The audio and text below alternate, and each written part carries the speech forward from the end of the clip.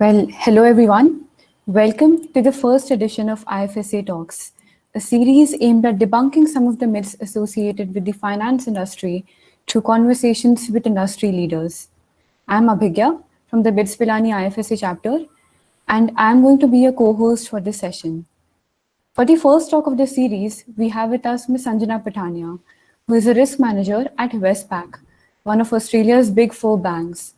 Prior to this, she worked as a risk consultant at one of the big four consulting firms, KPMG. Besides maintaining her job as a corporate professional, she also runs a YouTube channel wherein she offers valuable advice to young professionals. We're truly honored to have you here, Sanjana, and thank you for joining us. Thank you so much for having me. I'm honestly excited to see how this Q&A goes, and I'm happy to answer any questions that you guys have for me. Yes, well, that's great to know. Well, before we start, I'd like to remind everyone that we'll be taking up questions from the audience. So keep putting them up in the chat box. Yeah, we'll do that towards the end. So, hello everyone, I'm Aryan and I'm your co-host for this talk. So, Sanjana, you're currently working at Westpac as a risk manager. Could you tell us more about your life at work and what are some of the pros and cons associated with working in the banking industry? Yeah, great question. So I'm currently working as a risk manager at Westpac, as Abhigya just mentioned. It's one of Australia's big four banks, and basically what I do what I do at work is very much what I used to do at KPMG as well. It was a lot more, risk consulting, preparing risk and control matrices, report writing, conducting walkthroughs. A lot of the things are very similar, with internal audit, risk consulting. So not much has really changed in terms of, KPMG and Westpac in terms of work. In terms of some of the pros and cons associated with the banking industry. So just want to preface this by saying that obviously this is based off my experience in Australia, in Sydney specifically. So the work culture, the industry might be different overseas, but some of the pros and cons which I've noticed in the banking industry, obviously I'll start with the pros. The pay, of course, the pay is higher, and that is significantly higher, honestly. So I know when I was working at KPMG, I won't disclose how much, but I can say that my pay had doubled when I went into the banking industry, and that just was amazing. It helped me out financially. So yeah, pay is definitely higher. One other thing, in terms of the pros is that because you're not dealing with, external clients, they're not paying clients, there's a bit of a relaxed vibe in terms of, deadlines, the culture. It's not as strict as, obviously working for the big four. You don't have to meet, specific deadlines within 2-3 weeks. It is a bit more relaxed. In terms of the work, I would say that it's obviously a little bit more of a deep dive because you have more time, and you're working on, resolving risks, mitigating risks, and testing control. So you have more time because you're working for that organization, obviously. So you obviously put in 100% into the work you do for that organization. It's not like you have expectations from other people. So yeah, it's more of a deep dive in terms of work. I think there's great exposure. If you're interested in the banking world, you get a lot of exposure, especially through being in the risk field. I'm specifically in the consumer risk assurance division, which looks at mortgages, credit cards, deposits, and basically you get to learn a lot about everyday banking, which I think is very relatable. Everyone's got bank accounts, everyone at some point gets a loan. So looking into those fields is, I think, very insightful. Another pro I would say is the work-life balance. Definitely a lot more work-life balance. I think, me changing from, transitioning from KPMG to Westpac, I had a lot more time to obviously focus on my YouTube channel, a lot more time to, manage other aspects of my life as well. Those are a few of the pros. In terms of some of the cons of the banking industry, it's generally harder to get promoted because you need to wait for the next position above you to become available, because the turnover is not as high as working at the big four. People are always leaving, they're always coming and going. So working at a bank, it's harder to sort of move up. It's a slower growth sort of trajectory. So you only want to move into the industry if you think that's definitely something for you, and you feel like, you've got what you've needed to from the Big Four, and you feel like, you're ready for this next sort of phase in life where you sort of just not cruising along. There's still obviously work to be done, but there's just a bit more flexibility. And in terms of the work, obviously you're just focusing on the banking side of things. You're not having exposure into any other industries. So sorry, I've been talking a lot. that's my answer there. No, that's really insightful. Like considering the number of finance enthusiasts we have here, like I'm sure this would be a lot of help to them. So thank you for that. No worries, Right. all good. Right. And like you mentioned, prior to Westpac, you worked as a risk consultant at KPMG. So can you talk a little bit more about what your responsibilities and this role were? And furthermore, what motivated you to work in the consulting domain? Yeah. So yes, prior to Westpac, worked at KPMG. I started off there as a graduate. I was there for about 2.5 years, and that's when I made my move to, get into the industry, the banking industry. So a few of the things I did in my time there, preparing risk and control matrices, conducting walkthroughs, understanding the control, report writing. Basically, I was involved in the end-to-end of an engagement, a review. You're very, hands-on. The good thing about, working at a Big Four, they really throw you into the deep end, and you're expected to just, pick up quickly and just move with it. It's a very dynamic, fast-paced environment. So yeah, I mean, that was sort of my experience. The reason I was motivated to join KPMG was because I just felt like, obviously when I was in university, that's when I applied for it. So I felt that, being in the risk world, you almost feel like you're an investigator, a detective trying to find issues, and, you're trying to resolve and find solutions for the organization. You report them, you track them, you see how, the business is going. So I really just felt like it was a good sort of, stepping stone for me. I wasn't really interested in accounting or, finance per se, or law or anything like that. I just felt like this was definitely my calling. I really liked the fact that you get to see the full circle of everything. You identify issues, you provide solutions, and then you come back after a few months or a few years and you see whether the business has actually implemented your recommendations. So I like the idea, to get an insight as well, working at the Big Four, different sort of industries, companies, organizations, and that helped me figure out, what I wanted to do in my next sort of 2-3 years down the track in terms of my career. If I didn't have that experience at KPMG, going to different industries, different organizations, I had a secondment actually at Westpac, and this is how I got the job, because I had an insight of, working at Westpac via KPMG for 3 months, and I saw what the work was. So yeah. Well, thank you. That's really fascinating to know. And your insights provide a lot of clarity regarding the consulting industry. Thank Yeah, you. and like talking about motivation, like what motivated you to transition? Like you already told, like the pay was higher, but what other things made you transition from KPMG to Westpac? And some Yeah. similarities and differences you could tell.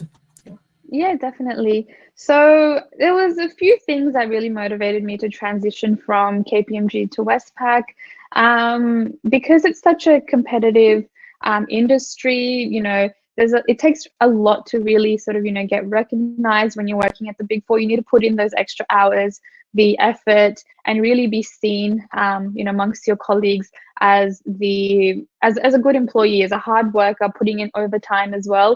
And that sort of competitive workplace, after a while, it wasn't something that, I really wanted to pursue and continue doing. And that's when I decided to take the plunge and move into the industry. And obviously at that time as well, my YouTube channel was growing, and I was really keen to put more effort into that as well. So I didn't want, KPMG to stop and hold me back as well because of the limited time I had. So I think it was just sort of a blessing in disguise, because I needed that, extra work-life balance.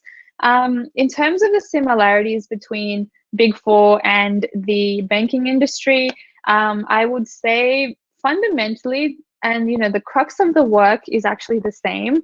If you look into what you actually do, risk controls, There's obviously prudential regulations, SOX as well. I don't know if you guys are aware of that, but there's a lot of similarities in terms of the actual work that you do. The differences, obviously the culture, just the environment, the people you work to, the exposure that you get as well. Obviously, it's not with different clients. It's very one sort of one perspective, just the banking world. But yeah, I mean, in terms of my switch, I'm honestly really happy with the switch, but you need to make sure that you've made the switch at the right time in your career when you feel like you've actually made the when you're actually happy with your success in your career and you feel like you're ready for the next step. Otherwise, don't just jump into the industry or the banking world just for the money, just for that work-life balance. If you can do it, the progression at the Big Four is obviously far more faster than the industry.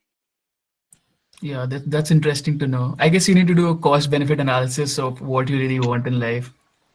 Definitely. Right. Now, going back to your university days, you mentioned you weren't particularly inclined to accounting. So, what role do you think your college academics and extracurriculars played in paving the way for your career? Yeah, so in terms of my college academics, to be honest, I wasn't the sharpest tool in the shed. To be very honest with you, I graduated uni with basically a pass average, honestly, and I'm not shy to say it because that's just the reality of it. And I really focused my attention to things that I actually enjoyed and I was actually good at. So I dedicated a lot of my time, to working, focusing on extracurriculars. I'm not saying that's the best thing to do because you should actually find that balance. I sort of neglected the study aspect because I'm not a very studious person, and I put more time into work and doing other things. But yeah, definitely, it's all about being well balanced and well rounded. But yeah, when applying for KPMG, it was actually very funny because they really valued my extracurriculars and the fact that I was working full time during my university, time. I was working full time. I was in the workforce. I had experience, and it's interesting because a few of the Australian organizations, when you apply for jobs, I feel like there's a bit of a trend now or a shift in the way that people are getting hired. They're looking for more people that are that have the entire package, and you're not just a studious person, you're not just someone that has good grades, you're the entire package. You have communication skills, confidence, and you can actually bring something to the table. So I think that worked in my favor, but I know this might not be the case in other countries as well because yeah don't want to say too much. Right. I mean, I think that's some great advice for all of the students that we have here, particularly who are trying to aim for the kind of job profiles that you have worked in. And this actually makes me curious. If you could reverse time and go back to your university student days, would you have made the same choices that you did earlier, knowing what you know today? Um, I think it's the whole butterfly effect. If I go back and change something, and then I won't be in the position I am today. So I'm sort of glad I put more focus in work as well. I wish I had, obviously studied a little bit more, listened to my mom, and just put in more time into my studies, and maybe gotten a higher GPA, which is what we call here grade point average. But I mean, I wouldn't change it. I'm pretty happy with how things are going at the moment.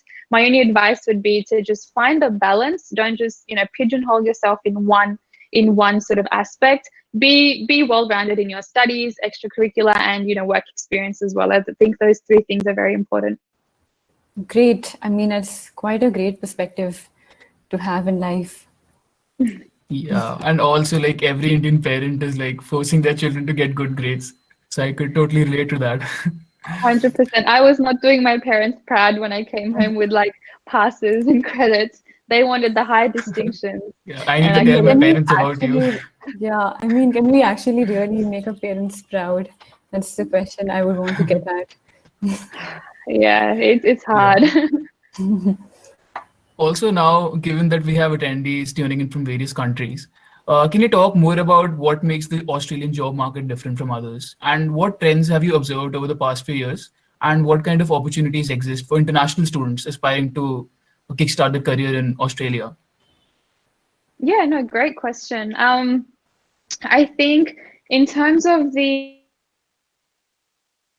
Australians know much about it, but recently, well, not recently, in the last sort of 2 years, there's been something called the Banking Royal Commission, which is basically where the government about 2 years ago undertook an investigation or an audit into the world of banking due to some sort of unlawful transactions and, unfair behaviors by employees. So because of this entire banking overhaul, there's been an abundance of jobs created within the risk and compliance space, the audit space, assurance space. So in terms of jobs within those fields, honestly endless because of the amount of work that's come out of that review.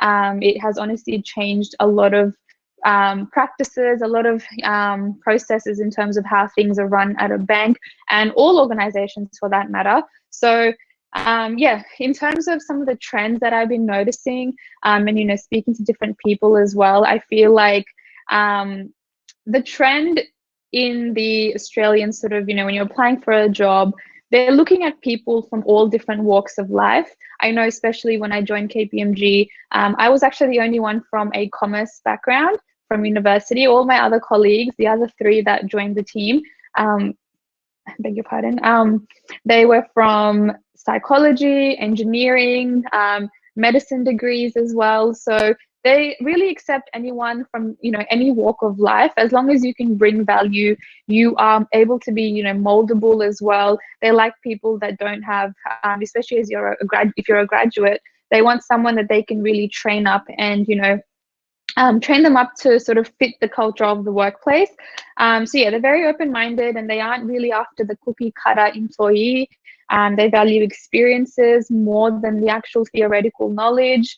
And obviously, I haven't done my postgraduate degree. I don't have a CA or a CPA, anything like that. And I was able to secure a job at, a bank as a risk manager, and potentially, next couple of months, they're looking to promote me to senior manager. So this is all me just, working with my undergraduate degree and using that and using my experience more so to leverage and build my way up the corporate ladder. And yeah, in terms of the types of people they're looking for, whole package, someone well-rounded, someone that can talk, someone that can lead, communicate and bring something, fresh to the table in terms of ideas as well. They like people that are, young, chirpy, have the right attitude towards work. And in terms of opportunities for international students, this might be a little limited now, obviously because of COVID, but I guess I get this asked all the time actually, but if you're someone that's already working at a Big Four, I think it's a lot easier for you to transition internationally, because obviously the Big Four, they are multinational companies. So there's a lot of gateways where you can sort of, if you want to make it happen, you can actually make it happen. You need to speak to the mobility team, the people that can really, network with you and help you get that transition. So try to get in contact with, if you're not in the Big Four, get in contact with recruitment agencies, follow companies on LinkedIn. LinkedIn is very, very big. Email recruiters, have your settings change on LinkedIn as well to say that you're open for opportunities. And honestly, just, staying on top of things like that and just really, really going for it is something that will help you land a job internationally. If you're really keen on getting it, you can make it happen. Right. That's very interesting to know. And also congratulations on the promotion, by the way. Oh, I haven't gotten promoted yet, so they're looking to promote me. Oh, okay. Well, we hope you do now. Yeah. Thank you. We'd also like to know about how you're imparting knowledge through your YouTube channel, and what was your motivation behind starting it in the first place, given how hectic your corporate life already is? So yeah, the YouTube channel is going really well, honestly. I didn't think that one day, that me starting the channel, I'd be able to sit here and give this, talk to you guys. I did not have that expectation at all.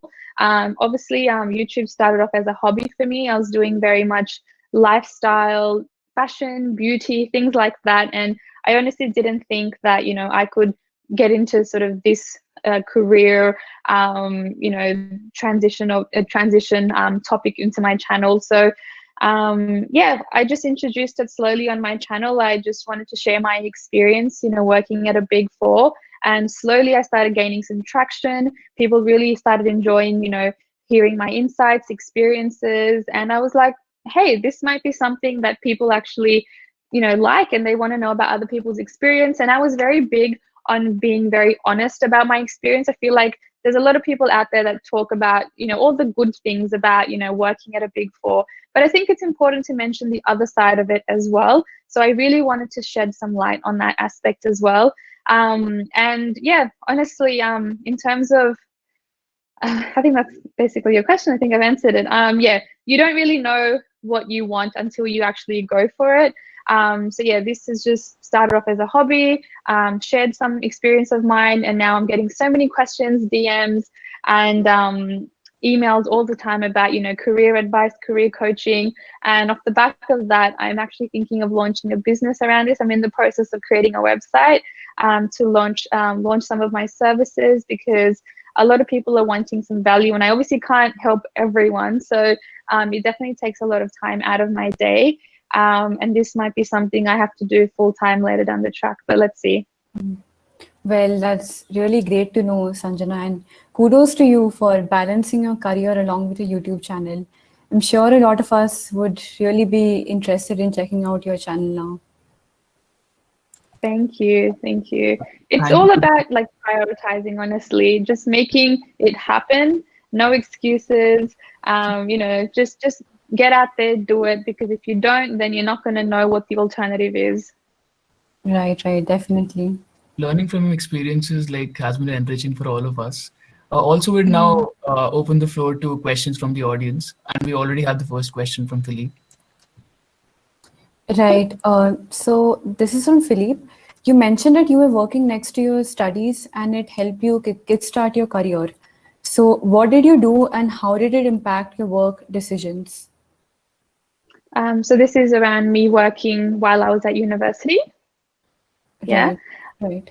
In terms of impacting, so basically how I did it, I used to work during the day, 5 days a week, and I used to work 9 to 5, and then after that, I used to attend my university lectures at night. So very, very hectic, and I don't recommend that, anyone doing that, because that's too much pressure to put on yourself, honestly.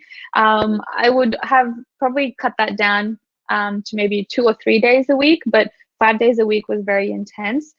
Impacted my studies, definitely. And then I had to take up summer school as well to catch up.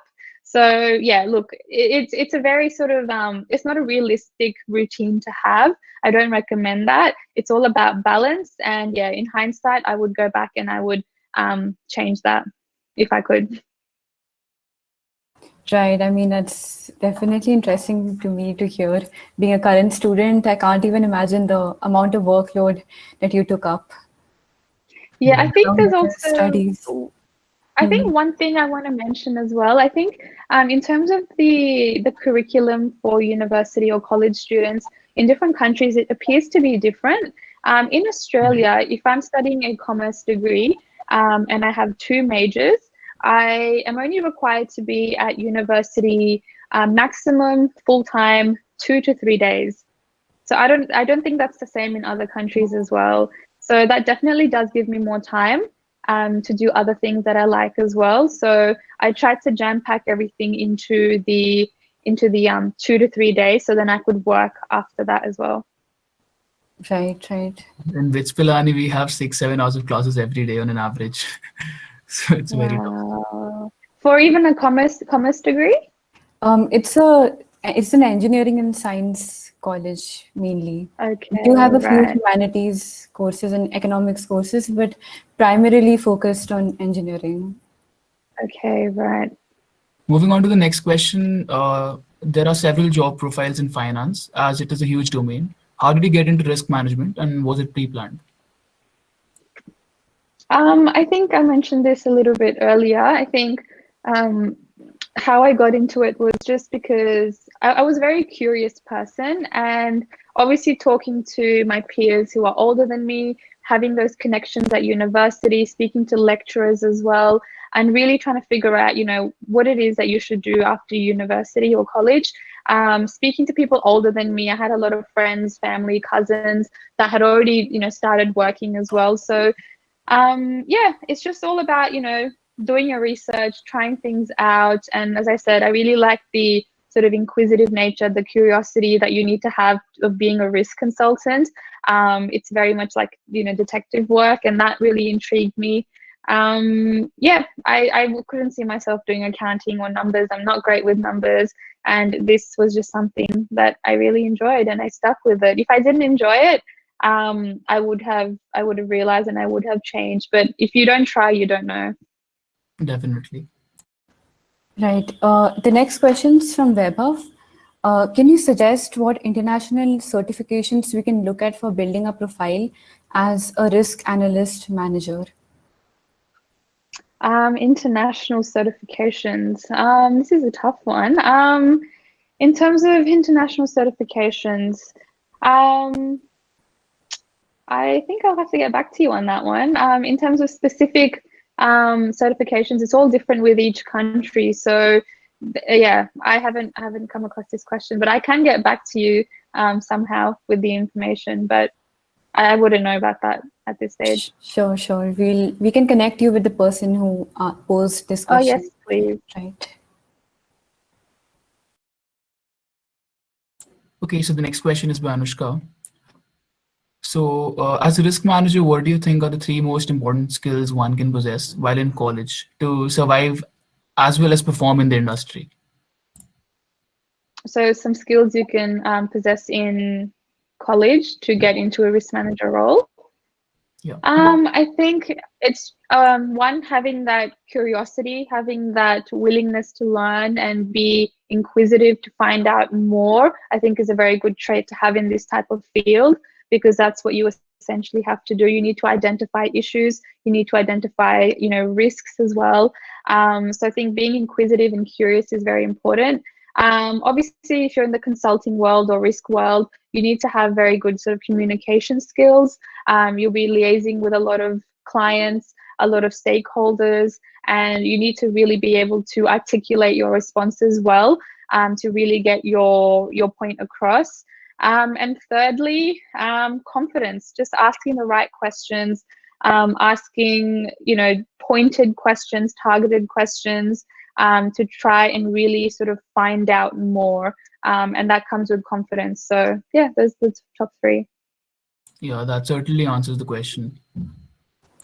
Right. Moving on, we have a next question from Philippe. You have been working for a number of years now and have probably started interviewing candidates for the firm. So, what do you think makes candidates stand out for you? And how about absolute no-goes? Okay.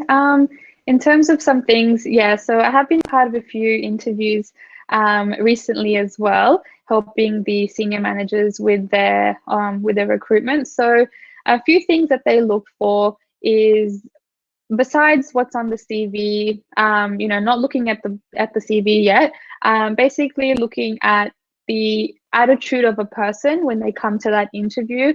I think having that the right attitude towards work, the willingness to learn, having that correct mindset, I think is very important. And that shows as well, if you're going into an interview and you feel like you're just, this is just another interview as part of your other interviews, then you're not going to be, taking it seriously. You're not going to put in all the effort. So you need to take every interview and make it feel like this is the one you're going to get. So seeing that in a person, I think, is very important. In terms of other things we look at, obviously experience is very important. You want someone that's got the experience for the job. And sometimes people don't have the experience. I know with me, when I landed the job at Westpac, I was a junior in that role. And for me to land a manager job, I was the youngest person in my team by, 5-6 years. So I think what they saw in me was the attitude to learn, and I was very keen to grow with the team, grow with the organization. Positive mindset, positive attitude, I think, is very important. And what was the second part of the question? Sorry. How about absolute no-goes? No goes. What should we avoid? Yeah. There was actually a person that attended the interview, and um, they weren't dressed appropriately for the interview. And I think this is just immediately, like, without even saying anything, the person, just the way that they were dressed was not professional, even though that's not like the number one thing. But it shows that you have put in some effort and you're actually, ready to come to this interview, and you actually want to get the job. You want to put your best foot forward. I think that was sorry, probably not a good thing. But another no-go would be, let me see. Obviously, you have to be on time. Punctual is very, very important. I think asking a question, one person didn't ask questions at the end of the interview. And I think this is very, very important because it shows that you are actually interested in the job and you're interested in knowing about the organization as well. You want to show them that you actually care. You want to find out more. If you show that, you actually care and you want to be involved, there's no reason for you not to get the job. You're willing to do everything for this job, right? So yeah, this person didn't ask the question when it came time, to ask, and we were like, well, it doesn't look like they're interested enough. So unfortunately, they didn't get the job. Right. Thank you for your valuable insights. I'm sure all of us would find it very useful to them. I'm surely making notes of these. Yeah, definitely. Also, No like worries. we have a very limited college time frame. It's a question that has been asked twice here. So, how do you think we should explore the career path when we have a very short time in college, when we have very limited opportunities? Um, So if you're spending a lot of time at university or college, if it's not work, then maybe you can be a part of, as you're running the student organization. I think that's a very good sort of skill, and you're showing leadership, communication, networking as well. I think is very important. So if you can't get a job, that's okay. I know everyone's circumstances are different, the workload is different. But is there anything that you can do at university? Help out, be part of student societies, things like that. And you have the weekend as well. I know it's very hectic schedule as well, but you have the weekends. Maybe pick up an extracurricular activity. If obviously you can't have a full-time or part-time job, that's totally fine. But just try to show that you're taking initiative. You're trying to do a little bit more than your studies. I think that shows that obviously people don't have all the time in the world, given their schedules, but if you can show that you're doing something else besides studies, I think is good. Yeah, certainly. Right. So we have one more question from Shrishti. Have you faced any setbacks during your career? And if yes, how did you deal with them? Um, yes, I think I've mentioned this. It's been a very controversial video of mine on my channel, why I quit the Big Four. That was definitely one thing that I was a setback for me, because I was obviously, I'm not a person that's very, in your face. I may come across as being very sort of confident, but honestly, I'm a very introverted person, very shy. And when I obviously started working, I was the type of person that, if someone gave me a job, I'll do it. Yes, I'll do this. Yes, yes, yes.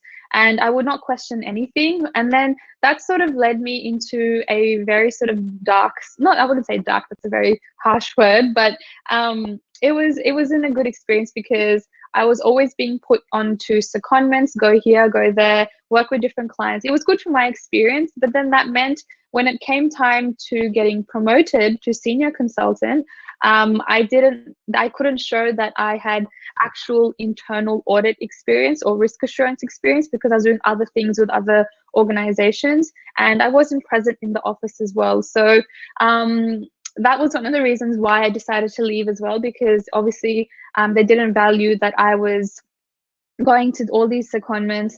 They wanted someone that was very much in tune with what was happening in the office, risk, internal audit sort of methodologies, things like that. I wasn't really into that. And yeah, that was one of the reasons why I had to leave as well, because I'm not going to stay at a firm that isn't going to provide me what I need in terms of my career progression. And if they couldn't provide that to me, I'm sorry, I have to go somewhere else to get that. And I'm so glad I made that decision. Is you have to look out for yourself. You can't take, you know, anything from anyone. It's not worth your time, and you need to just think about yourself. And I mentioned this in my video, so yeah, you can check that out as well if you like. Right, sure, Will. Thank you for being so candid with us. We usually don't get to hear about such perspectives, which I think it's really important to factor into. Right. So, Thank ending the you. questions, there is this last question we'd like you to address. So, what is your favorite part of being a risk manager, and like, what is your favorite project then?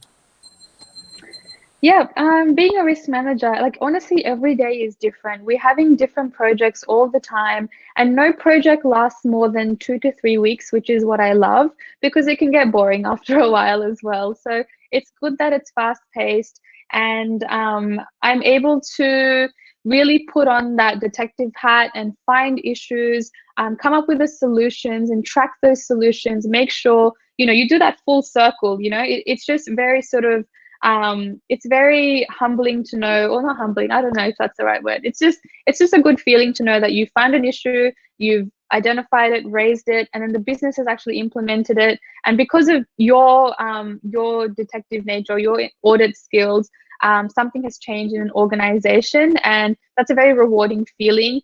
One project that I worked on was something to do with the interest rate changes for loans, and it's the correspondence that was being sent to the customers that wasn't being sent correctly. There was issues with that. I can't even remember now what it was about, but because of the work that I completed on that project, this system was now up and running. It was working. People was, you know, customers were calling in saying, "Oh, it's amazing." Obviously, I'm not customer facing, but all the information does trickle down to you, and you find out that yes, it's such a positive response. Our bank is now in line with industry standards as well. So it was just a very rewarding feeling knowing that you have an important part to play. If you don't investigate and do your work, then the organization can, you know, go bust, or you could collapse as well. So you have a very important part to play.